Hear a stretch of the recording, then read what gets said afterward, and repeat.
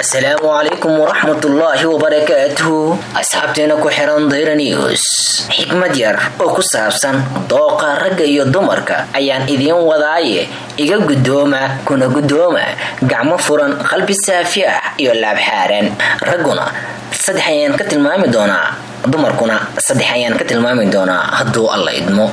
Raggu waxa ay jecel yihiin in ay dumar ka helaan saddexdan dabeecadood. kow, inan dhowrsan misana asturan, inan afgaaban weliba xishood badan, inan leh dhaqan wanaagsan iyo dabeecad degan. Sidoo kale dumarkuna waxa ay ka siman yihiin ragga in ay ka helaan saddexdan dabeecadood. Nin naxariis badan misana ugu taxadira sida inantiisa oo kale, gabadhiisa uu dhalay oo kale. Nin dulqaad badan oo haddii la isqabto noqda kii u sabra xaaskiisa.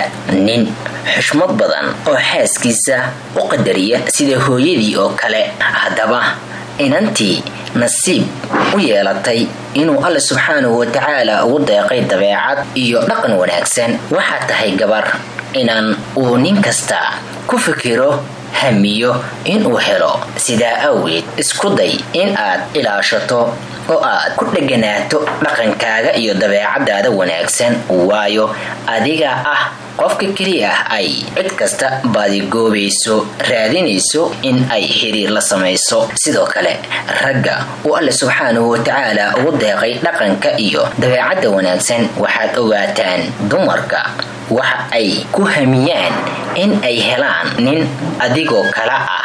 Ee isku day in aad xajisato dabeecadahaaga wanaagsan. Waxaan alla subxaanahu wa tacaala weydiisanaynaa rag iyo dumarba inuu siiyo dhaqan iyo dabeecad wanaagsan, una fududeeyo guurka intaba guurdoon ah. aamiin aamiin aamiin. Waa duceeyo xikmada yar oo aad u qiimo badan, qof walbana uu ku fikirayo kuna taamayo.